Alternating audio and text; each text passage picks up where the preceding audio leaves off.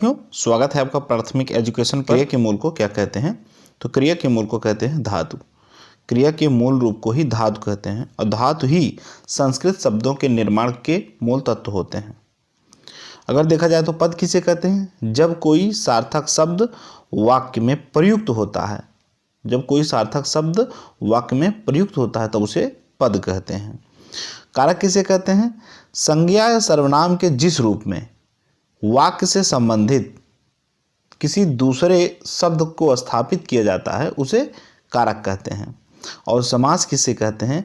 जब दो या दो से अधिक शब्दों के संयोग से बनने वाले नए शब्द का निर्माण होता है उसे समास कहते हैं। जिस शास्त्र में शब्दों के शुद्ध रूप का प्रयोग और नियमों का निरूपण होता है उसे क्या कहते हैं? जिस शास्त्र में शब्दों के शुद्ध रूप का प्रयोग हो और नियमों का निरूपण उसे क्या कहेंगे? तो उसे व्याकरण कहेंगे। क्या कहेंगे? व्याकरण कहेंगे। सही विकल्प चुनकर पूरा वाक्य कीजिए। वाक्य से अलग रहने पर शब्द और वाक्य में प्रयुक्त हो जाने पर शब्द कहलाते हैं। क्या कहलाते हैं? तो ये कहलाते हैं पद। क्या कहलाते हैं? पद कहलाते हैं। वाक्य से अलग रहने पर शब्द और वाक्य में प्रयुक्त हो जाने पर शब्द पद कहलाते हैं। वाक्य से कोई अगर अलग रहता है तो वह शब्द कहलाता है और वाक्य में प्रयुक्त हो जाता है तब पद कहलाने लगता है। कई पदों को एक साथ अगर एक वाक्य में प्रयोग किया जाए तो वह क्या कहेगा? पदबंध कहा जाएगा। तो उसका सही उत्तर क्या होगा? पद होगा। लड़का किताब पढ़ रहा है, इसमें कौन सा पदबंध है? लड़का किताब पढ़ रहा है, कौन सा पदबंध है? तो लड़का यहाँ कर्ता हो गया। कर्ता क्या है? लड़का। किताब, किताब क्या है? पढ़ी जा रही है। तो कहाँ पढ़ी जा रही? किताब से पढ़ी जा रही, तो किताब हुआ कर्म। और पढ़ना जो है पढ़ रहा है मैंने क्रिया हुई। तो इसमें कौन सा पदबंध है? तो कर्ता, कर्म और क्रिया तीनों पदबंध हैं। आपका घर जिस शहर में है उस शहर का नाम संज्ञा का कौन सा भेद सूचित करता है? संज्ञा का कौन सा भेद सूचित करेगा? तो वह व्यक्तिवाचक संज्ञा सूचित करेगा। क्यों?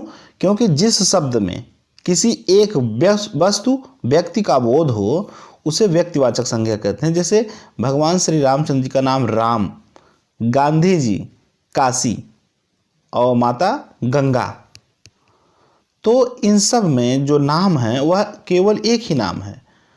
तो जब एक ही नाम होगा तो वहाँ व्यक्तिवाचक संज्ञा का बोध होता है। तो जो शहर है उस शहर का नाम कौन सी संज्ञा में भेद हो रहा है? व्यक्तिवाचक। निम्न विकल्पों में से उस विकल्प का चयन कीजिए जो दिए गए वाक्य के अनुसार सही संज्ञा पदबंध का विकल्प हो। 4 ताकतवर लोग उस अलमारी को उठा पाए। क्या करें हैं? 4 ताकतवर लोग उस अलमारी को उठा पाए। तो इसमें सही पदबंध क्या होगा? तो 4 ताकतवर लोग। बड़े बड़ाई ना करे, बड़े न बोले बोल, रहीमन हीरा कब कहे, लाख टके का मोल। रहीम द्वारा लिखी पंक्तियां बड़े शब्द का प्रयोग जिस रूप में हुआ है वह बड़े क्या है? वह बड़े क्या है? तो वह जो बड़े है वह है संज्ञा के रूप में। कैसे? रहीम दास द्वारा जो लिखित पंक्ति है इसमें बड़े शब्द का जो प्रयोग किया गया है वह संज्ञा के रूप में प्रयोग हुआ है। क्योंकि जो संज्ञा सर्वनाम की विशेषता बताए उसे विशेषण कहते हैं।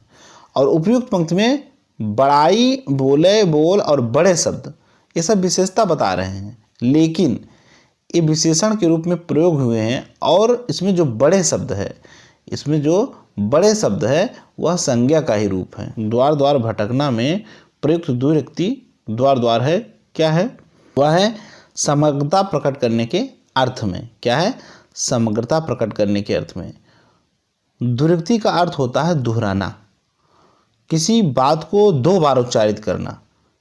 क्या होता है? द्विरुक्ति होता है। निम्नलिखित वाक्य के अनुसार संज्ञा उपवाक्य का विकल्प बताइए। दीपक ने कहा कि वह कल नहीं आ सकता है। दीपक ने कहा वह कल नहीं आ सकता है। तो उसमें कौन सा विकल्प होगा? दीपक ने कहा। यह उपवाक्य है। संज्ञाओं के साथ आने वाली विभक्तियों को क्या कहा जाता है? संज्ञाओं के साथ आने वाली विभक्तियों को क्या कहा जाता है? तो उन्हें विश्लिष्ट कहा जाता है। क्या कहा जाता है? विश्लिष्ट। हिंदी में 2 तरह की विभक्तियां होती हैं, विश्लिष्ट और संश्लिष्ट। संज्ञाओं के साथ आने वाली विभक्तियां विश्लिष्ट होती हैं अर्थात अलग रहती हैं। जैसे राम ने, सर्वनाम के साथ विभक्तियां जो होती हैं उन्हें संश्लिष्ट कहते हैं। जैसे उसका, तुमको। हमारे देश में जयचंदों की कमी नहीं है में जयचंदों संज्ञा के किस भेद के अंतर्गत आता है? तो आएगा जातिवाचक संज्ञा के रूप में। किसके? जातिवाचक। कुछ व्यक्तियों के कुछ विचित्र गुण होते हैं और उनके जो गुण होते हैं दुर्लभ होने के कारण उनके प्रतिनिधि माने जाते हैं, और उन व्यक्तियों का नाम लेते हैं जिनका उनके नाम लेते हैं उनका गुण उनके दिमाग में आ जाता है, सामने वाले के दिमाग में आ जाता है। ऐसी स्थिति में इनका जातिवाचक के रूप में प्रयोग होता है। जैसे भीष्म पितामह शब्द सुनते ही दृढ़ प्रतिज्ञा अर्थात कठोर व्रत का याद आता है। विभीषण से बचो अर्थात किसी विद्रोही की छवि आने लगती है, तो ये जातिवाचक संज्ञा के रूप में आएगी। इनमें भाववाचक संज्ञा है, तो उसमें भाववाचक संज्ञा क्या है, तो वह चिंता है। चिंता एक भाव प्रकट कर रही है, गुण धर्म की बात कर रही है, तो यहाँ भाववाचक संज्ञा होगी। इसमें भाववाचक संज्ञा है, इसमें कौन सी भाववाचक संज्ञा है, तो अमेरी जो है भाववाचक संज्ञा है। राष्ट्र की भाववाचक संज्ञा क्या होगी, राष्ट्र की जो भाववाचक संज्ञा होती है वह होती है राष्ट्रीयता। दासत्व क्या है, दासत्व किस प्रकार की संज्ञा है, तो दासत्व जो है वह है भाववाचक संज्ञा। दास जो त्व शब्द जोड़ने पर भाववाचक संज्ञा बन रहा है, तो यहाँ दासत्व भाववाचक है। सुंदर की भाववाचक संज्ञा क्या है, तो सुंदर की भाववाचक संज्ञा सुंदरता और सौंदर्य दोनों से जोड़ी जाएगी, इसलिए दोनों विकल्प सही हैं। इसमें से व्यक्तिवाचक संज्ञा नहीं है, तो उसमें क्या है, वह है लेखक। लेखक जो है व्यक्तिवाचक संज्ञा नहीं है। आज गणित का अध्यापक ने कक्षा नहीं ली, वाक्य में अर्थ का आधार पर वाक्य है। आज गणित के अध्यापक ने कक्षा नहीं ली, तो इसमें क्या होगा, तो जो गणित के अध्यापक ने क्लास नहीं ली उसमें उत्तर होगा निषेधवाचक संज्ञा। निम्न विकल्पों में से उस विकल्प का चयन कीजिए जो समूहवाचक संज्ञा का सही विकल्प है। निम्न विकल्पों में उस विकल्प का चयन कीजिए जो समूहवाचक संज्ञा का सही विकल्प हो। तो जिसमें समूहवाचक संज्ञा का विकल्प है वह है भीड़। भीड़ में समूह आती है। कतिपय हिंदी व्याकरणों द्वारा संज्ञा प्रतिनिधि शब्द का प्रयोग किसके लिए किया गया है, कतिपय हिंदी व्याकरणों द्वारा संज्ञा प्रतिनिधि शब्द का प्रयोग किसके लिए किया गया है, तो सर्वनाम के लिए किया गया है। संज्ञा के स्थान पर प्रयुक्त होने वाले शब्दों को सर्वनाम कहते हैं, अर्थात सर्वनाम को कतिपय हिंदी व्याकरणों ने संज्ञा का प्रतिनिधि कहा है। निम्न विकल्पों में से उस विकल्प का चयन कीजिए जो मध्यम पुरुष वाचक सर्वनाम का सही विकल्प हो। मध्यम पुरुषवाचक का सही विकल्प हो तो वह है आप सब। क्या है, आप सब। श्रोता के लिए किस सर्वनाम का प्रयोग किया जाता है, तो श्रोता के लिए जो प्रयोग किया जाता है वह मध्यम पुरुषवाचक सर्वनाम का प्रयोग किया जाता है। कोई और कुछ का प्रयोग इनमें से किस सर्वनाम के लिए प्रयोग किया जाता है, तो उसमें जो प्रयोग किया जाता है वह है अनिश्चयवाचक सर्वनाम के लिए, क्योंकि कोई और कुछ निश्चित मात्रा में नहीं है। इसलिए जैसा करोगे वैसा भरोगे में कौन सा सर्वनाम है, जैसा करोगे वैसा भरोगे उसमें कौन सा सर्वनाम है, उसमें संबंधवाचक सर्वनाम है, क्योंकि जैसा करोगे वैसा भरोगे तो उसमें संबंधता आ रही है कि जो करोगे वह भरोगे, एक संबंध प्रकट हो रहा है पारस्परिक।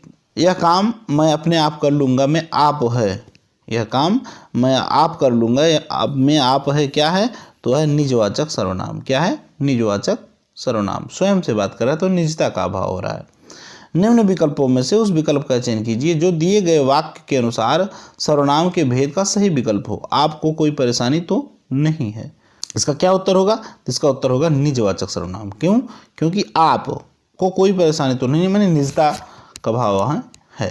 हिंदी के अन्य पुरुष के निश्चयवाचक सर्वनाम का अभिकारी रूप है। अभिकारी रूप क्या है, तो वह ए वह। क्या है, वह। निम्न में से कौन सा शब्द सर्वनाम नहीं है, तो वह है 10 गुना। क्या है, 10 गुना सर्वनाम नहीं है। 10 गुना एक विशेषता बता रहा है किसी संख्या का वाचक का, तो इसमें क्या है, विशेषण है।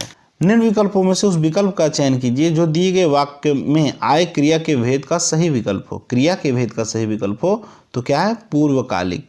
पूर्वकालिक जो है जब कर्ता एक क्रिया को समाप्त करता है और उसी क्षण दूसरी क्रिया में प्रवृत्त हो जाए तो उसकी पहली प्रक्रिया को पूर्वकालिक प्रक्रिया कहते हैं। जैसे योग करके वह टहलने जाएगी, तो पहले योग करेगी, उसके बाद टहलने जाएगी, तो टहलने जा रही है उसके पहले क्या कर रही है, योग कर रही है, तो पूर्वकालिक होगा। कहत रटत रिझत खिजत मिलत खिलत लज्जात भरे भवन में करत हों नैन नहीं सो बात। उपयुक्त पंक्ति में उपयुक्त दोहे में कौन से क्रियापद का मेल है, इसमें कौन सा क्रियापद है, तो उसमें 8 है।